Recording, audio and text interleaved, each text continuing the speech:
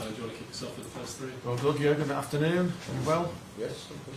Good. Not too much time, is there, to prepare from one game to another in a different competition, but I'm sure it's a great situation to be in, isn't it? And it's going to be a very different game from Saturday. How much better do you need to be, or do you need to be that much better against Benfica on Tuesday? Oh, I don't think about being better. I think about being top of our game. So that's the plan for all the games. With that pattern, it's not about that you try to improve here or there. You try to improve in general. And Benfica is obviously a different opponent. One of the most successful teams in Portugal this year. Maybe not exactly where they want to be in the table, but for that they went far in the Champions League, so it's a tough opponent. I know we know a lot of players, obviously, from Premier League or Bundesliga or wherever, and so you can say it's a proper team, and we have to be really good players. Has Luis Diaz been able to give you any insight from his time in Portugal? We tried, 10 minutes long, but it must not work now. We have, obviously, with Vitor, with Pavlinders, and with the boys, with Diogo, Portuguese Luis, enough specialists for Portuguese football in our team, but we did analyze anyway completely normal, because we don't need any kind of inside stories. We need a the football team. And that's what we did at the meeting with the boys this morning, the analyzed meeting, so now all the information were shared. Now we have to make sure that we use them. Lots of noise about Mo Salah's contract again at the weekend. Any further news update? Are you happy with the situation? I'm happy with it because it's nothing new to say. That's good. That's good. The decisive parties are talking to each other. That's all I need. Okay. We'll head over to Juliet on Zoom now, if that's okay. Hello there, Jürgen. Hi, Julia. There are 3 empty seats in front of me here in Benfica. I was just wondering, you were talking at the weekend about how maybe a couple of players have picked up, but not Curtis Jones and Joel Matip as well, but Trent training and Curtis training today, so full squad available for the match? Yes, full squad available. So nothing. Curtis was just a little swelling, disappeared then overnight. Fine. Same with Joel, which was very helpful because it looked really strange. And yes, trained now 4 or 5 days. Not sure exactly, but yes, he's ready as well. Okay, we'll go to Ian next, please. Talk sport. Hi Jürgen, how are you? Hi Ian, good, you? Yeah, good, thank you. We're going to be speaking to Virgil van Dijk as well shortly. How important is the defensive unit? We all go on about your front three being incredible, but you haven't conceded a goal away from Anfield since Crystal Palace, which was back in January. So how important is that side of things to you? It's the mother, if you want, of all the things we do. That's what I'm asking for constantly. That will never stop because it gives you stability, it gives you the opportunity to win games 1-0, which is important because you cannot always score plenty of goals because the quality of the other opponents. So that's how it all starts, that's how it all ends. It's absolutely the basis for all the things we do. Okay, we'll go to Paul Joyce next, please. Hello, Jürgen. I was just wondering if you could talk a little bit about when you were in Lisbon and got the phone call from Mike Gordon. That was a nice story you sent to the website. Yeah. Was it a phone call that changed your life, or It was can you talk a little bit about It it? did change my life. It was not Mike Gordon on the phone. Mike I spoke later. No, it was my agent on the phone. He told me about the interest. So when I told the story to our website, it was like the situation was like this, that we are completely in a holiday mood, but there were some rumors around which we didn't really follow, but with 2 sons, they pick up pretty much everything, so I knew from them a little bit that a couple of things could happen, these kind of things, and then when we were sitting there, the phone rang, and I didn't pick a lot of phone calls that time, So my family was around, so why should I talk to anybody else? And but it was my agent who is my friend as well. So I picked the phone, and then when I said when he said, yeah, Liverpool's calling, then the boys were looking at me, like staring at me, and I just said, and yeah, in that moment for them the decision was made, and Ulla had to put the thumb up, and then it was clear we will do that because it just felt right from the first second. So it was a life changing. And you know, goes without saying, you sit here now with everything you've achieved, you can't really have expected to work out too much better. It's been everything you thought it would be. Yeah, I would love to say we were champions 2019 as well. So. But we weren't. I would love to say we won the Champions League final. Was in 19 as well? No, that was 18. So that all would have been great. I don't know exactly. Yeah, no, it's you know, I don't judge my time here about the trophies too much. I know everybody else is doing that, but for me it's not that much. For me it's the way we play and the way we develop and the way the club is, the position the club is in the moment is much more important. So it's a happy club in a good situation. It's all what you want. And these circumstances give you the opportunity to focus on football, and that's what we try, but it's really difficult. I know the stories around us are very positive in the moment, rightly so, the boys deserve that, but we all know one failure, one little wrong step or whatever, and at least one competition could be gone, so we have to make sure. There's no problem for us, by the way, because we don't feel that well about the situation, we don't feel that great, we just feel ready for the next challenge, and that's all I need. But there's no big celebration about the development of the club in the last few years. It's just really serious work, and I'm very, very happy about that. Okay, go to Chris in the room, please.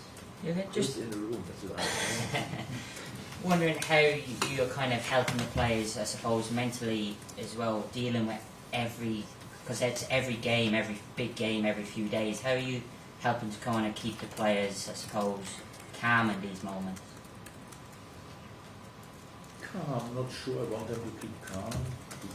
I know what you mean, so like focus, these kind of things, but you need excitement, everybody needs to be looking forward to it. That's easy with the fixtures we have, the competitions we are in, with the period we are in. That might be somehow more difficult late November, early December, when you're not even halfway through, and the games, the rhythm is the same pretty much, so it's really tricky. But to the end, I don't have to worry too much about that. Apart from that, we are used to it. We are used to it, and it's nice. We enjoy it. Actually, the training sessions are very short. Training and very punctual. We do this, we do this, we do this, and then go on from here. The meeting this morning was longer. We had than the session actually, and so we are used to it. The boys enjoy that. We speak the things through. We go through the ranks what we have to do on the pitch, and it's nice. And go to the next game. As long as you win, it's anyway nice. But even in other moments, it's then still very, very exciting and interesting. So no, we have no problem with that. It's all good.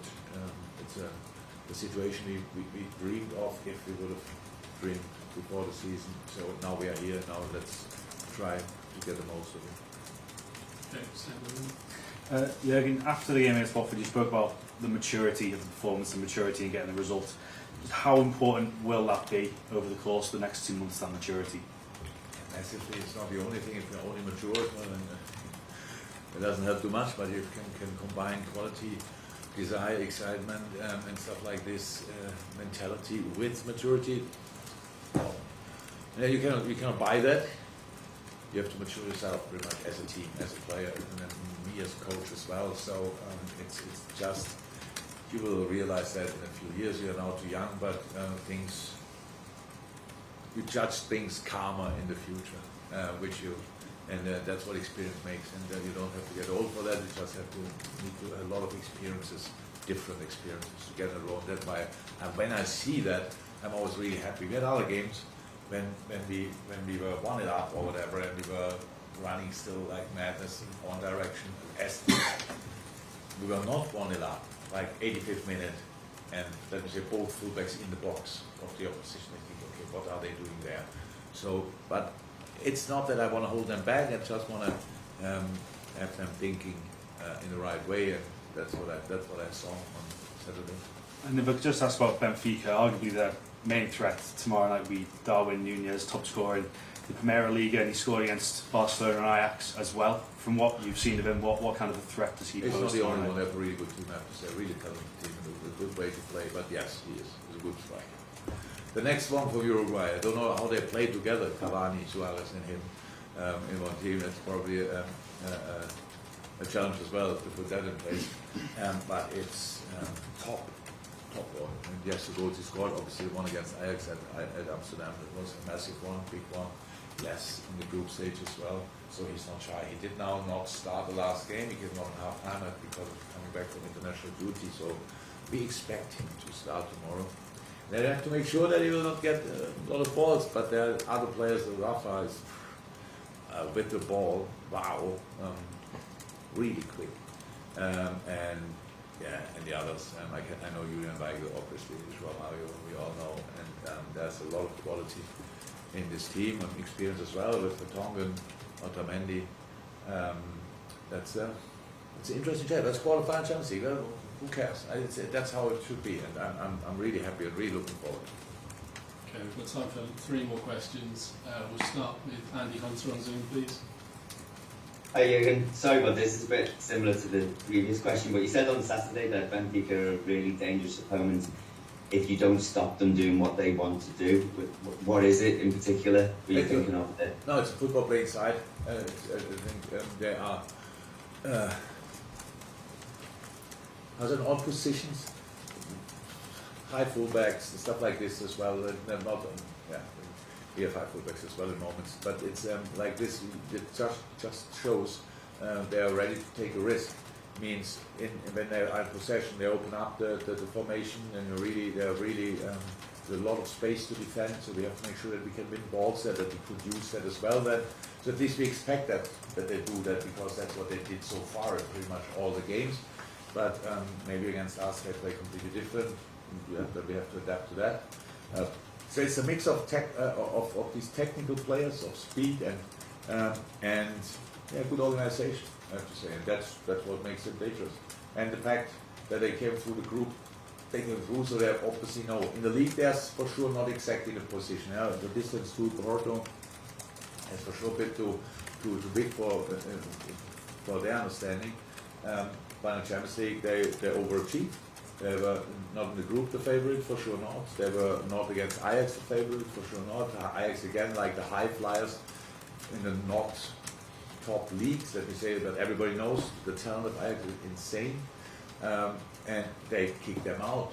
And that shows they know how to get a result. And we have to make sure that we have a hand in that as well. Okay, final 2 questions. We'll go to Dave Malik next, please.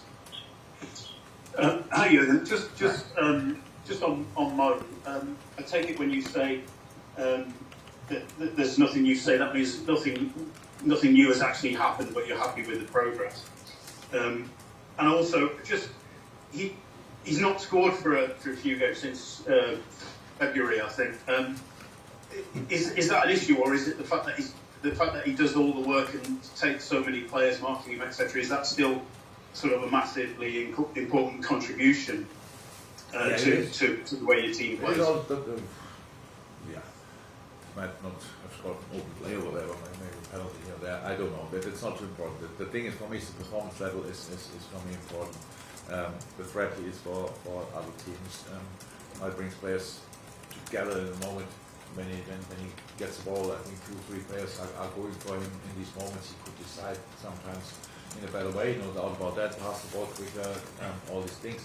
But it's a tough period for Sadio, for Sadio, like with the African Cup and then the games. It's like coming back, being immediately for us available again. That was really, really special. And that's completely normal in the season that you have these little things. That for these boys, it's just not like this big changes, but it's still there. And We see him every day in training, and we see him playing. Obviously, there's nothing to worry about apart from that we have to manage the physical part as well. Of course, these players will not come to me and ask me for a break, so I have to give them the break in a specific moment, and then we hopefully together use that little break, and then from there we go again. But that's it. Okay, we'll finish with Ian Doyle, please. Yeah, Jürgen, it's not just the first team that's had a successful season for Liverpool. The women's team won promotion to the Super League at the weekend. I was just wondering what you made of that achievement. Yeah, congratulations. I sent messages yesterday. I was really happy. I was following it now all the time. I was looking at the results always after our game, around our games, when they play, who they play. Last week, obviously, when after the result from last week, it was clear they with a draw against Bristol they can make it, and they won. Really happy for the girls and for Matt. It's a big thing. Obviously, Liverpool was in the last years not famous for treating or dealing with the women's football outstandingly well. They didn't go down to the championship for no reason. But now they're back, and now we have to make sure that we use the situation. And I met a lot of the girls in the last 2-3 months for different reasons. We did wonderful stuff together with Michaela for LGBT, which was really great. And then I spoke to others. It's really nice. To be honest, that's a wonderful team, great coach, and really happy for them to get promoted.